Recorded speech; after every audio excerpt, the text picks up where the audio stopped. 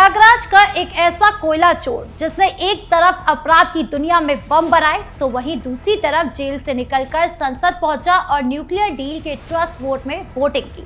लेकिन एक ऐसा मामूली लड़का जिसने केवल बस्तियों की छोटी छोटी गलियों में कोयला चुराया, लेकिन वक्त के साथ ऐसा रौब बनाया कि 100 से ज्यादा केस होने के बाद भी लंबे समय तक एक भी सजा नहीं मिल पाई। एक ऐसा लड़का जिसका अपना पर्सनल कोर्ट चलता था, लोगों को लूटा तो बहुत, लेकिन कुछ लोगों ने उसे न्याय का देवता भी माना। मैं बात कर रही हूं अतीक अहमद की।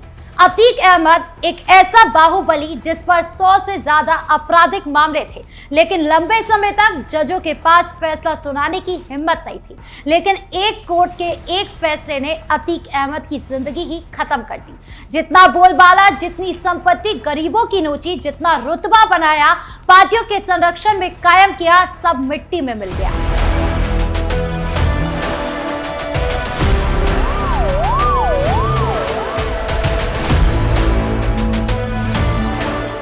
अतीक अहमद का जन्म 10 अगस्त 1962 को प्रयागराज के चकिया मोहल्ले में हुआ था। ये एक साधारण सा गरीब मुस्लिम परिवार था जहां जीवन की हर सांस मुश्किलों से भरी थी। पिता हाजी फिरोज एक तांगा चलाते थे। दिन रात सड़कों पर तांगा दौड़कर जो थोड़ा बहुत कमाते थे वही परिवार का सहारा था। घर में कई बच्चे थे। अतीक सबसे बड़ा बेटा, फिर छोटा भाई अशरफ और 2 बहनें थी। लेकिन घर की आर्थिक तंगी इतनी गहरी थी कि बड़े होने के साथ साथ जिम्मेदारियां भी बढ़ती गई। बचपन से ही अतीक का मन न घर में लगता था न पढ़ाई में।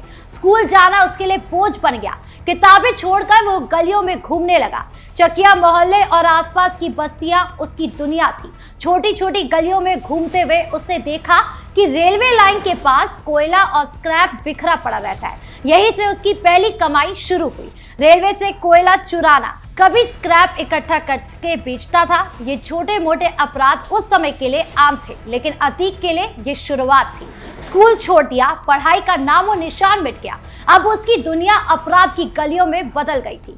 चकिया मोहल्ले की संकरी गलियां, जहां दिन में धूप भी मुश्किल से पहुंचती थी, वहां अतीक ने अपना पहला कदम रखा। कोयला चुराने से मिलने वाला थोड़ा पैसा घर लाकर देता, लेकिन साथ ही उसमें एक अलग ही जोश आ गया था। वो समझ गया था कि मेहनत से कमाने से ज्यादा आसान है चोरी करके कमाना।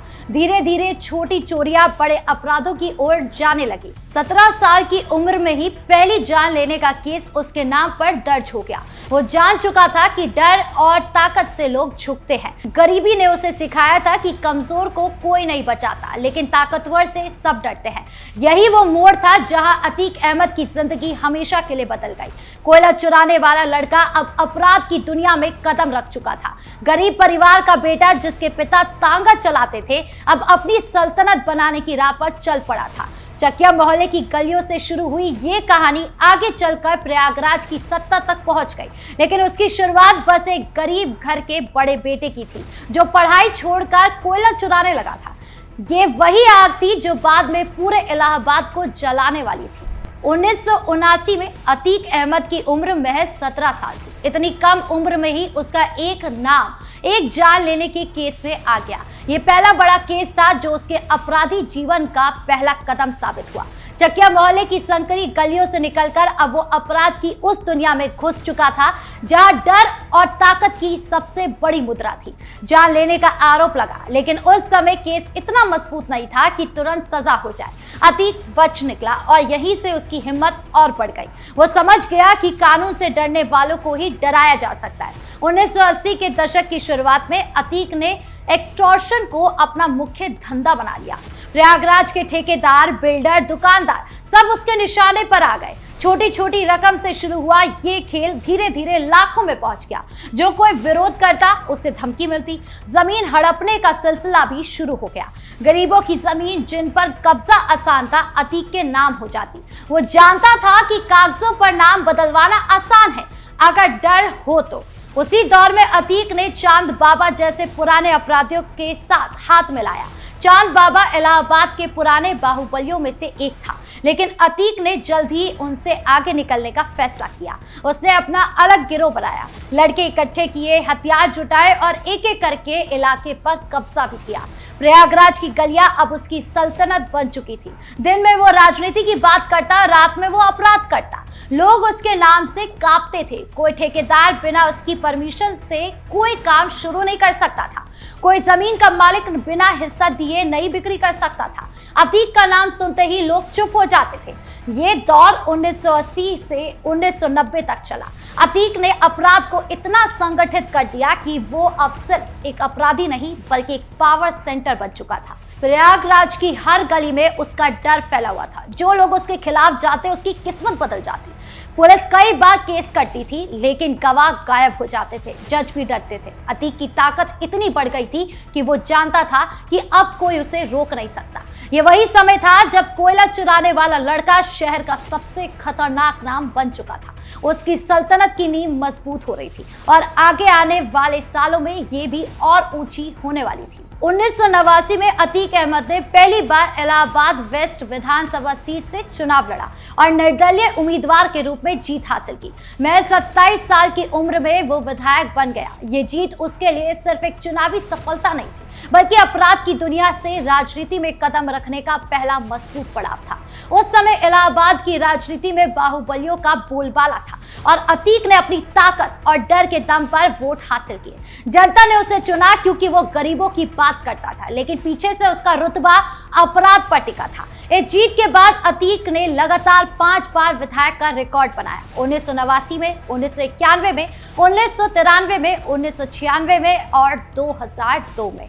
हर बार उसकी जीत आसान नहीं थी, लेकिन उसकी ताकत इतनी बढ़ चुकी थी कि विरोधी खुद पीछे हट जाते थे। 1990 के दशक में उसने समाजवादी पार्टी से गठजोड़ कर लिया।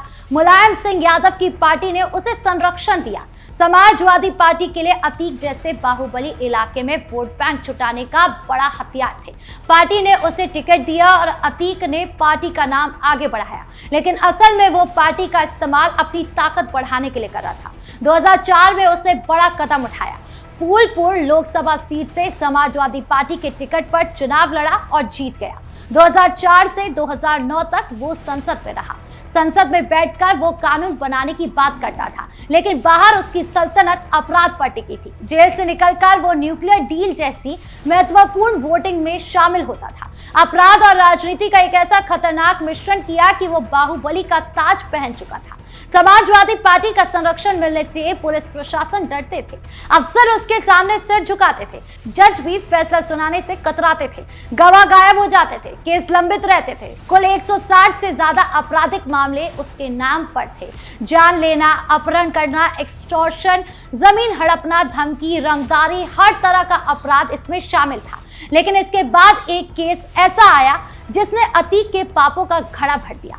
2005 में बीएसपी विधायक राजू पाल की जान लेने में उसका नाम आया। राजू पाल ने अतीक की जमीन हड़पने की कोशिश का विरोध किया। हत्या के बाद अतीक गिरफ्तार हुआ, लेकिन जल्द ही जमानत मिल गई। 2006 में राजू पाल केस में मुख्य गवाह उमेश का अपहरण हुआ। ये केस उसके लिए सबसे बड़ा खतरा बन गया। 2019 में इस अपहरण केस में पहली बार बड़ी सजा मिली, जो सीधे उम्र कैद की थी। अदालत ने उसे दोषी ठहराया। इसके साथ ही करोड़ों की संपत्ति सरकार ने जब्त कर ली, लेकिन उससे पहले तक अतीक का रुतबा इतना था कि कोई हाथ नहीं डाल पाता था।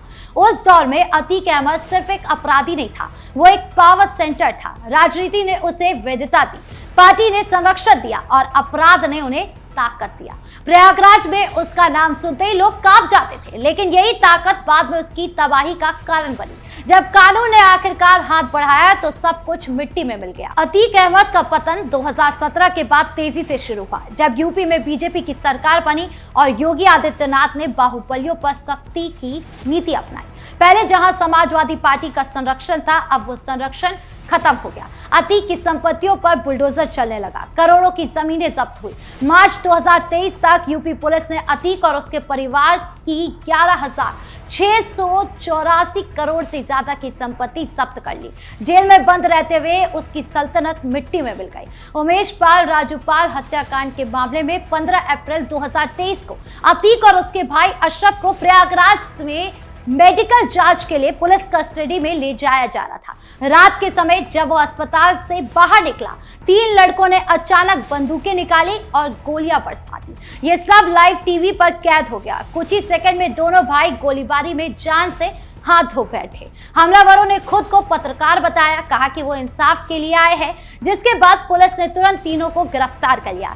यही नहीं, अतीक के परिवार का बाकी हिस्सा, पत्नी और बेटे अब या तो जेल के अंदर है या फरार है। उसकी सल्तनत जो कोयला चुराने वाली गरीब लड़की से शुरू हुई थी, पूरी तरह मिट्टी में मिल गई। अतीक अहमद की कहानी गरीबी से अपराध, अपराध से राजनीति और राजनीति से तबाही की मिसाल है। जहां ताकत और डर से सत्ता बनाई जा सकती है, वहां कानून की एक झलक भी सबको छीन लेती है।